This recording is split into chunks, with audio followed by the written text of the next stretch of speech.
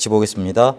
내가 너로 여자와 원수가 되게 하고 내 후손도 여자의 후손과 원수가 되게 하리니 여자의 후손은 내 머리를 상하게 할 것이요 너는 그의 발꿈치를 상하게 할 것이니라 하고. 아멘. 오늘 창세기 3장 15절에 있는 것처럼 예수님께서 우리에게 하나님이 타락한 인간에게 답을 주셨습니다. 그래서 오늘 그 답을 붙잡고 확인하는 시간 되시길 바랍니다. 저는 그 어디에서도 모태신앙이었는데 교회를 다니면서도 답을 찾을 수가 없었습니다. 그 답을 많이 준다고 이렇게 많은 사람들이 이렇게 해라, 그 다음에 저렇게 해라, 이렇게 신앙생활 하는 것이다, 많이 이렇게 말을 해주고 그랬었는데 그게 실제로 제게 답이 되질 않았습니다. 따지고 보니 내 주변의 모든 것이 문제였습니다. 집을 가도 그렇고 학교를 가도 그렇고 교회를 가도 그렇고 문제였습니다. 늘 집에 들어가면 다투는 소리 많았고 그리고 그 속에서 살려달라는 애원 그렇게 많이 넘쳐났었습니다. 또 조금 우리도 행복하면 좋겠다 그렇게 울부짖는 기도만 속에서 이렇게 넘쳐났었습니다. 들어서 그런 생활 속에 드는 생각이 뭐였냐면, 하나님 왜 우리 집과 나는 왜 이렇게 불행해야 됩니까? 하나님 나 이러려고 세상에 태어나게 만드셨습니까? 우리 집안은 열심히 싸우고 있는데 옆집에서는 이렇게 서로 이렇게 좋아서 이렇게 막 행복하게 사는 그런 웃음소리가 담장 넘어 타고 이렇게 들려오더라고요. 왜 저 집은 우리보다 더 잘 못 사는 것 같고, 그리고 이렇게 별로 안 좋은 것 같은데 저 집은 저렇게 행복한 웃음소리가 끊이질 않는데 왜 우리 집은 이렇게 싸우는 소리, 뭔가 깨지는 소리, 그리고 막 이렇게 막 살려달라고 잘못했다고, 뭘 그리 잘못했는지 그렇게 잘못했다고 이렇게 좀 제발 좀 우리 좀 살자고 하는 그런 목소리들만 넘쳐날까 이런 생각을 하게 됐습니다. 그래서 학교 가니까 공부를 열심히 하라 그래서 열심히 하고 뭐 이렇게 잘 다니고 그랬습니다만은 실제로 공부도 싫었고, 가보면 주변에 이렇게 이상한 친구들밖에 없는 것 같이 그렇게 보였습니다. 또 걔들이랑 안 어울리면 혼자 지내야 되니까 영 그렇다 표현할 수는 없잖아요. 그래서 그냥 모른 척, 그래 내가 이상한 건지 쟤들이 다 이상한 건지 하여튼 그렇다, 그런 생각을 하고 살았었습니다. 선생님들도 해주는 한마디 한마디가 그렇게 굉장히 도움되는 말들은 아니었습니다. 그리고 교회를 어렸을 때부터 이렇게 의무적으로 다녀야 됐기 때문에 저희 어머니는 교회 아니면 이렇게 저희 죽는 줄 알았거든요. 그러니까 교회를 열심히 다녀야 됐기 때문에, 목사님도 아니었는데 그렇게 열심히 다니도록 그렇게 하셨어요. 그래서 교회를 열심히 이제 가야 됐고, 그리고 빠지면 거의 뭐 저는 지옥 가는 줄로 알고 이렇게 태어나고 잘 자랐으니까, 가보면 영 내 마음에 안 드는 사람들로 또 꽉 차 있는 거예요. 학교에서도 그랬지만 교회 가도 비슷한 거예요. 아니 저 형은 왜 저러지, 저 누나는 왜 저러지, 저 집사님은 왜 그렇지, 목사님은 왜 저렇게 막 조금 쉬운 말만 좀 해주면 그럴 건데, 내가 보기에 이렇게 주일 예배 대예배에 참석해서 90% 이상, 아니지 95%가 다 졸고 있는데 멀뚱멀뚱 쳐다보는 사람은 나하고 몇 명밖에 없어요. 그런데 왜 저렇게 이해 안 되는 설교 저걸 계속 하시는 거지. 그리고 어떤 사람은 목사님 설교 이렇게 저거 2년 전에 반복했던 거다 그렇게 잡아내서 옆에서 이렇게 수군대는 사람들도 있고 그렇더라고요. 뭐 그렇게 반복하는 설교 하시는 분이나 아니면 그렇게 수군대는 사람들이나 수준이 비슷했던 건데, 그때는 정말로 잘 이해가 가지 않았습니다. 그래서 그냥 겉모습으로 그냥 신앙생활 잘하는 척 교회 열심히 나오면 어른들이 그냥 아유 이쁘다고 해주니까 그런 거 이렇게 바라보고 이렇게 마음의 위안을 가지고 그렇게 살아갔습니다. 그런데 주변의 모든 것이 문제거리였고 문제로 가득 차 있었습니다. 특히 우리의 가장 가까운 환경 현장이 가정이라고 어제 그랬지 않습니까? 그래서 가정에서 당하는 문제가 너무 크게 저에게는 다가왔습니다. 그래서 제 마음속에 어릴 때 확실하게 내려졌던 결론이 하나 있습니다. 하나님은 살아계시지 않는다. 하나님은 없다.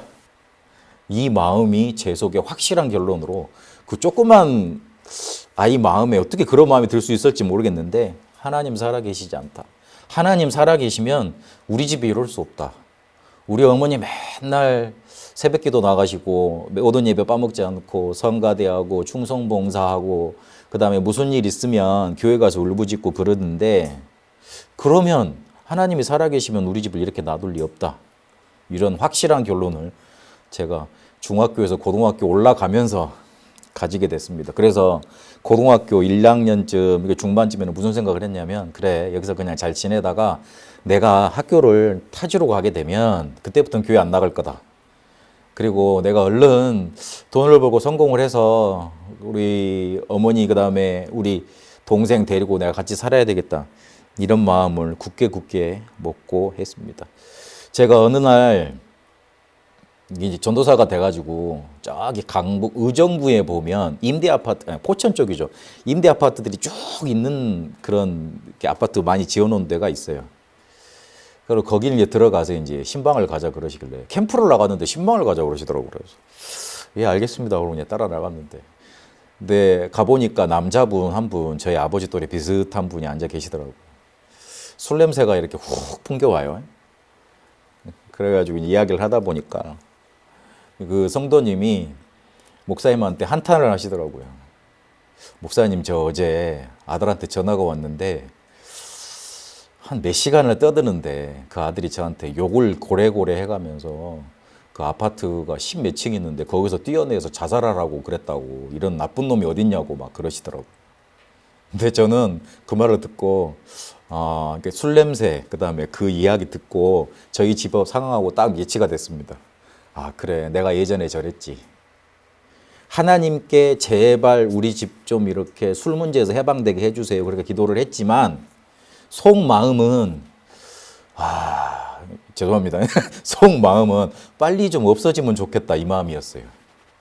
진짜 이 마음이었다니까요. 얼마나 시달리면 그랬겠어요. 그랬는데 그 아들 마음이 이해가 가더라고요.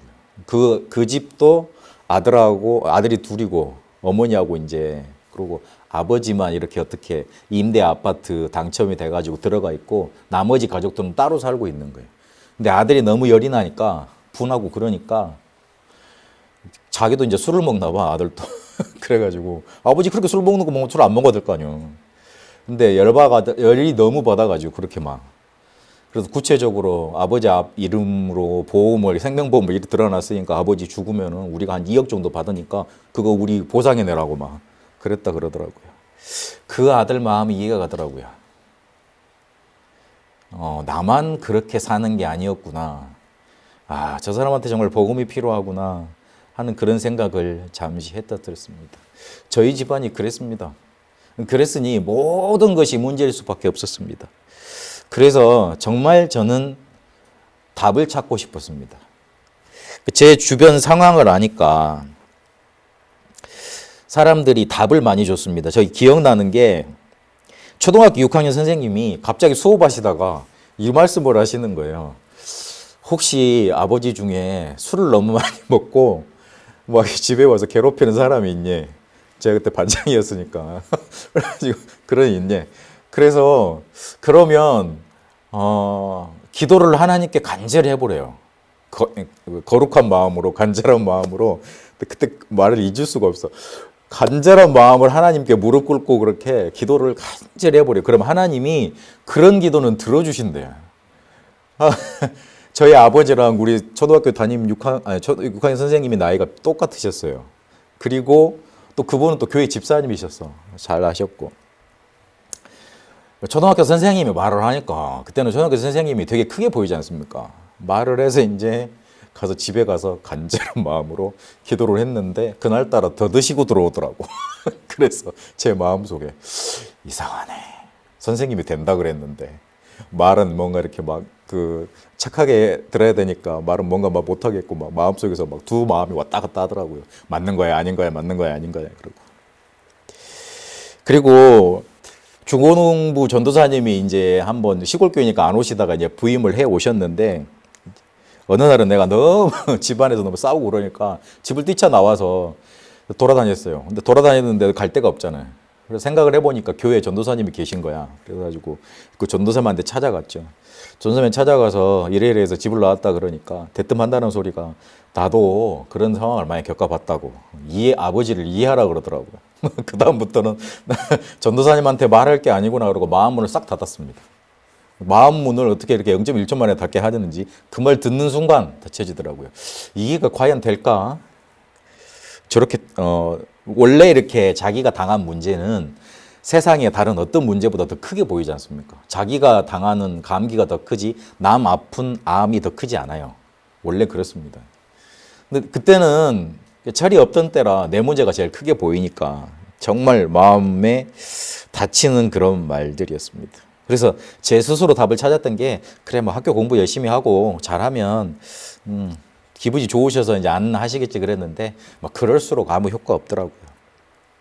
여러 사람이 나한테 답을 주었지만 여러 사람이 답이라고 이런 걸 제시를 했지만 그리고 세상에서도 이게 답이라고 이렇게 하면 해결될 수 있다고 이렇게 해야지만 너희들이 그 문제에서 해방받을 수 있다고 답을 많이 줬지만 그 어떤 것도 답이 되질 않았습니다. 그런데 늘 답을 찾고 싶었습니다.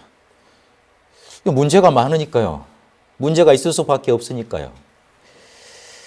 그런데 하나님이 정확하게 성경에 답을 주셨다는 것, 그것 깨닫게 하셨습니다. 답을 찾으려면 문제부터 정확해야 되는데 문제부터 틀리게 알고 있었더라고요. 하나님은 인간의 문제를 하나님 떠났을 때부터 왔다 그렇게 말씀하고 계십니다.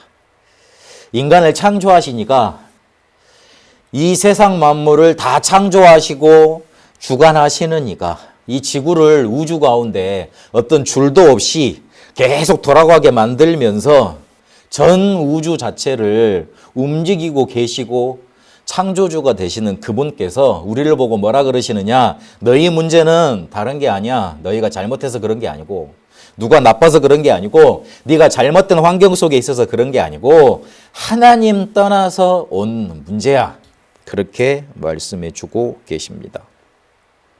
창세기 1장 26절 28절 저번 주에 우리 봤습니다. 인간은 하나님과 함께하고 교제하도록 창조되었습니다. 그 인간에게 한 가지만 하지 말라고 그랬습니다. 다 정복하고 다 다스리고 다 누리라 그랬는데 딱 한 가지만 말라고 행위 언약을 주셨습니다. 선악과 따먹지 말라고 하셨습니다.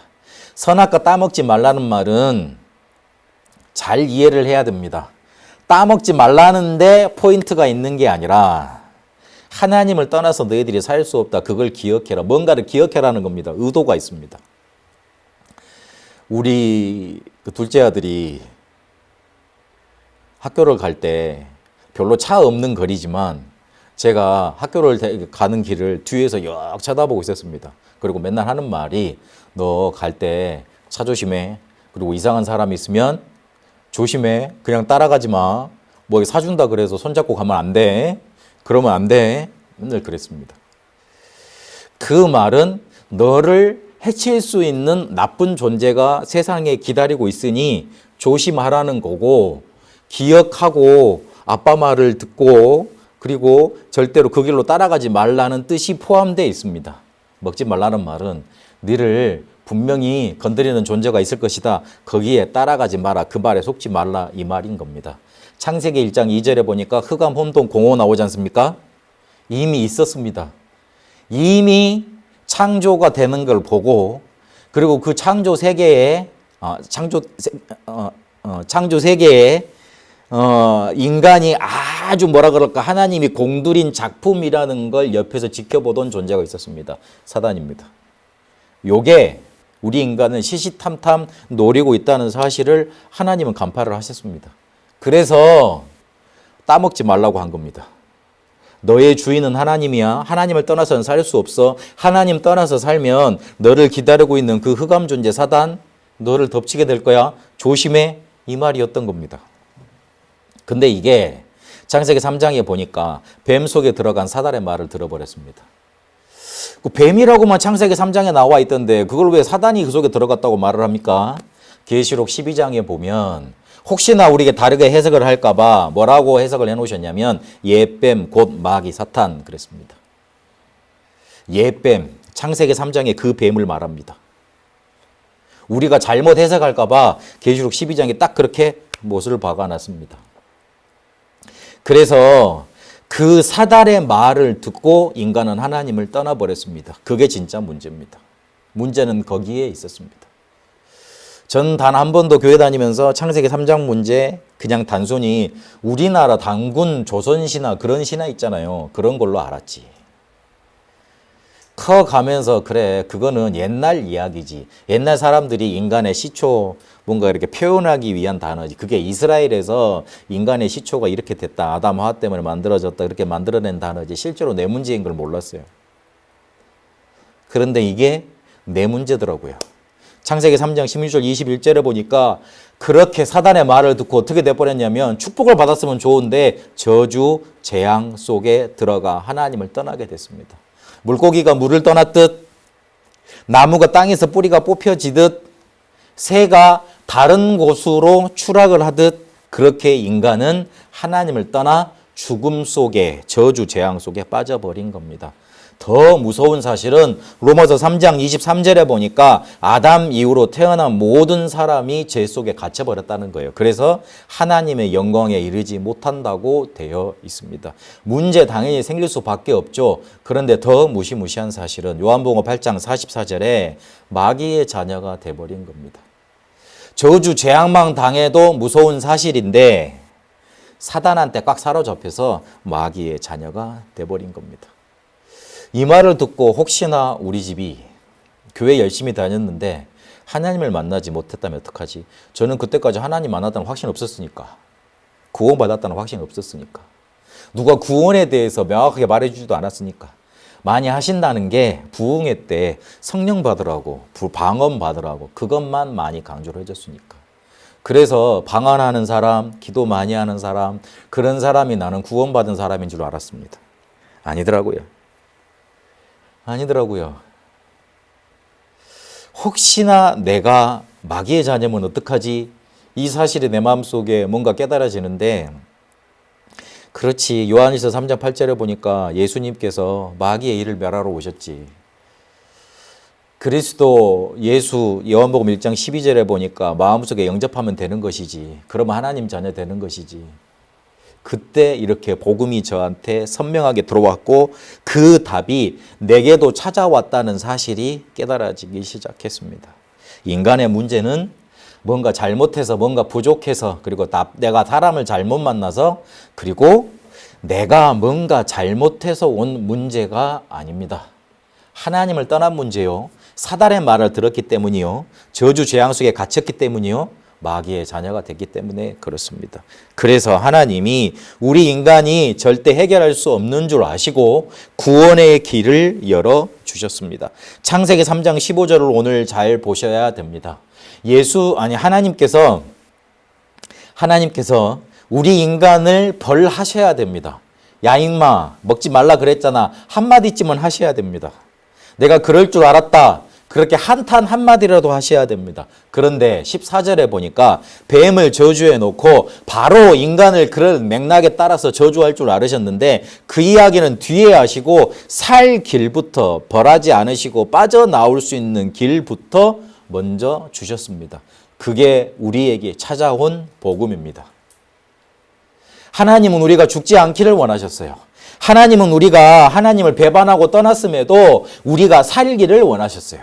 하나님은 우리가 뭔가 이유도 모른 채 사단에게 당하고 살면 그 상황 속에서도 우리가 빠져나오는 길을 붙잡기를 원하셨어요. 그래서 우리에게 답으로 우리 인생 속에 찾아오신 겁니다. 여자의 후손이 올 것이다. 여자의 후손. 그 아담이 여자의 후손을 어떻게 해석을 했냐면 그래 우리 아내를 통해서 낳은 후손인가? 그래서 가인이 내가 여호와로 말미암아 득남하였다 그 말이잖아요. 원래 뜻이. 그 말은 창세기 3장 15절을 그렇게 이해했다는 거예요. 근데 그렇게 여자의 후손 메시아라고 생각했던 자기 아들 어떻게 했습니까? 최초의 살인자가 되잖아요. 뭔가 이렇게 다시 생각이 또 바뀌었겠지요. 창세기 3장 15절 여자의 후손 남자의 씨로 태어나지 않은 사람. 남자의 씨로 태어나지 않은 사람이 가능합니까? 그래서 하나님이 오셔야 되는 거예요. 그래서 예수님은 완전한 하나님이시고 완전한 사람입니다. 그분이 오셔야지만 우리의 문제를 대신 담당할 수 있고 담당할 뿐만 아니라 하나님으로서 해결할 수 있게 되는 겁니다. 그래서 여자의 후손 그럽니다. 이 사실을 흘러 계속 전달이 되어졌는데 이 복음이 희미해지고 놓쳐버렸습니다. 애굽 가서 좀 살만해지니까 70명이 애굽으로 가서 이주를 해서 요셉 때문에 이주를 해서 고센 땅에서 잘 살았잖아요. 너무 잘 살다 보니까 이게 몇백만이 된 거예요. 그러다 보니까 잊어먹었어요. 그러니까 어떻게 됩니까? 애굽의 노예가 됐습니다. 아무리 하나님께 노예 살이가 힘들다고 외치고 간절하게 통곡하며 부르짖어도 응답이 없었습니다. 빠져나올 수가 없었어요. 이기지도 못했고. 그 이스라엘이 하나님께 기도했다고 그 원통함이 하나님께 상달되었다고 그래서 하나님이 그 기도를 들으셨다고 출애굽기 1장 2장에 보면 나옵니다. 그런데 들으시고는 아무 뭐가 없어. 들으셨으면 해결을 해줘야 될 거 아니에요. 해결 안 됐어요. 우리가 아무리 우리 문제를 위해서 간절히 기도하고 그리고 우리의 열심 정성을 다해도 거기서 빠져나올 수 있는 게 아닙니다. 출애굽기 3장 18절에 희생제사, 피제사, 유월절 어린 양의 피 그거 발라야 됩니다. 그래야지만 끝납니다. 하나님은 그렇게 우리에게 알려주신 겁니다. 너희들의 간절함이 너희에게 답이 아니오. 너희의 뭔가 이렇게 막 국률로 넘쳐나는 뭔가 이렇게 애통함 그게 너희의 문제를 해결하는 것이 아니오. 너희의 문제 진짜 해결할 길은 피제사밖에 없다. 피 발라라. 예수 그리스도 그 그리스도 메시아밖에 없다. 그거 붙잡아야 된다. 그걸 알려주신 겁니다. 빠져나올 수 없는지 아시고 그 방법을 피제사 그거 하나로만 우리에게 알려주셨습니다. 이스라엘이 빠져나와서 가나안에 정착하면서 나라를 형성을 하고 또 대단한 다윗 같은 왕도 나오고 솔로몬의 영광 시도도 거치면서 자기들이 대단한 줄 알았습니다. 그런데 또 복음을 놓치게 됩니다.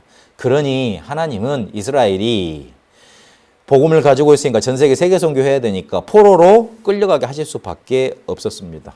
그때 포로로 끌려가기 전에 이사야를 통해서 이사야 7장 14절에 내가 징조 하나를 줄 것인데 그 증거를 하나 줄 것인데 처녀가 잉태하여 아들을 낳을 것이다. 그 이름을 임마누엘이라 하리라. 그렇게 또 그리스도에 대해서 메시아에 대해서 약속을 주십니다. 포로되는 상황 이스라엘이 피할 수 없었습니다. 우리에게 당하는 저주, 우리에게 다가오는 문제 우리가 피할 수가 없습니다. 어떻게 피하겠습니까? 갑자기 찾아오는데 갑자기 내가 이게 저주라고 생각을 해도 빠져나올 수 없어요. 그게 바로 재앙인 겁니다. 피할 수 없기 때문에 피할 수 없는 줄 아시고 내가 너와 함께해서 내가 너희를 그 저주와 재앙 속에서 건져내 주겠다. 그렇게 약속을 하신 겁니다. 그 이름이 임마누엘입니다. 그분이 바로 그리스도십니다. 그분이 마태복음 16절에 보니까 약속대로 오셨습니다. 주는 그리스도시요 살아계신 하나님의 아들이십니다. 그 고백. 어마어마한 뭔가 하나님의 역사 성취, 언약 성취, 그 성취를 보고 베드로가 한 말인 겁니다. 우리가 그토록 기다렸던 온 인류가 갈망했던 메시아 곧 그리스도가 내 앞에 서 계신 바로 당신 그분입니다. 그분이 우리에게도 그리스도로 찾아오셨습니다. 이게 기적입니다. 이게 가장 큰 응답입니다. 이게 가장 큰 우리에게 역사인 겁니다. 예수 그분이 그리스도로 우리 인생 속에 답으로 찾아오신 겁니다. 예수가 그리스도 되셔서 예수께서 그리스도로 오셔서 모든 언약 그 언약을 성취하셨습니다. 예수님께서 하나님 만나는 길을 열어주셔서 이 언약을 창세기 3장 15절을 성취하신 겁니다. 요한복음 14장 6절에 보니까 내가 곧 길이요 진리요 생명이니 그랬습니다. 그리고 마가복음 10장 45절에 보니까 인자가 예수님이 온 것은 섬김을 받으려 한 것이 아니고 오히려 너희 죄를 담당하고 대속물로 내 목숨을 내어주기 위해서 왔다 그랬습니다. 모든 죄를 모든 저주를 담당하셨습니다. 요한일서 3장 8절에 보니까 마귀의 일 그거를 멸하셨습니다. 사단의 권세를 꺾으셨습니다. 이분이 내 인생 속에 찾아오셔서 내 인생 모든 문제를 끝내신 겁니다. 요한복음 19장 30절에 보니까 다 이루었다 하셨습니다. 우리가 받아야 될 저주, 재앙, 고통, 사단의 권세 이거 완전히 십자가에서 깨트리시고 해결하시고 그리스도가 되셨는데 그분이 우리에게 찾아오신 겁니다. 그래서 지금부터 이 답으로 내게 찾아오셨기 때문에 나에게 찾아오신 이 답, 내게 주신 답 이제부터 누려가면 됩니다. 이번 한 주간 창세기 3장 15절의 주인공 그리스도 그 그리스도가 여러분의 진짜 답되는 응답 있게 되시길 바라고 그 답을 계속 누려가는 겁니다. 매일 누려야 되고 깊게 누려야 되고 또 그 축복 속에 파고들어야 됩니다. 골로새서 2장에 보니까 그리스도 안에는 지혜와 지식의 모든 보화가 감춰져 있다고 그랬습니다. 그 풍성함을 너희가 알기를 원한다 그랬습니다. 어마어마한 게 들어있기 때문에 매일 그리고 깊게 파고 들어가야 됩니다. 그거를 지금 우리 메시지로 각인, 뿌리, 체질 그렇게 말합니다. 복음으로 각인시키고 기도하면서 뿌리 내리고 전도할 수 있을 체질로 증인의 체질로 자꾸 만들어가는 겁니다. 그러면 이 답을 언제까지 누려가야 되느냐? 24. 내가 행복하고 힘 얻을 정도로 그리스도로 행복하고 그리스도로 힘을 얻고 그 정도 될 때까지 계속 이 답을 이 복음을 이 그리스도를 창세기 3장 15절의 여자의 후손 이 메시아를 계속 누려가는 겁니다. 그거면 우리가 잘 누려지는 겁니다. 24 이게 계속 누려주고 있으면 우리의 눈이 달라집니다. 사람들이 우리를 괴롭혀도 불쌍하게 보입니다. 어째 저래 복음만 모르고 행복 없이 사람 괴롭히는 일만 열심을 다할까? 불쌍하게 보입니다. 그렇게 되어지게 되어 있습니다. 이렇게 되다 보면 답을 계속 누리다 보면 미래가 보이고 우리가 가야 될 여정, 길이 보입니다. 길이 보이게 되어 있습니다. 누구한테 특별히 상담 안 해도 누구한테 특별히 뭔가를 안 물어봐도 뭔가 자꾸 열립니다. 뭔가 자꾸 되어집니다. 특별히 내가 고민이 있는데 그냥 계속 복음 누리고 나에게 찾아오신 창세기 3장 15절 여자의 옷은 그 그리스도를 답으로 내가 붙잡고 누리고 있으면 다 이루어집니다. 되어집니다. 그렇게 길이 열려지게 되어 있습니다. 하나님은 우리에게 그 답을 주셨습니다. 우리가 창세기 3장 15절 여자의 후손 많이 들었던 얘기입니다. 그러나 하나님은 그분을 우리에게 진정 답으로 주셨습니다. 이번 한 주간 그 답을 가지고 하나님이 주시는 여정, 하나님이 이끄시는 응답의 여정 가게 되시길 바랍니다. 살아계신 하나님 감사합니다. 우리에게 예수를 그리스도라는 답을 주심을 이 시간 확인했습니다. 여자의 후손 그분이 내게도 답으로 오셨음을, 내 인생에도 답으로 찾아오셨음을 이 시간 고백합니다. 이 답을 붙잡고 매일 깊게 누리고 파고들어 하나님이 주시는 행복과 힘 속에 24 승리케 하여 주옵소서. 그래서 하나님이 이끄시는 언약의 여정 가게 하옵소서. 예수 그리스도의 이름으로 기도합니다. 아멘.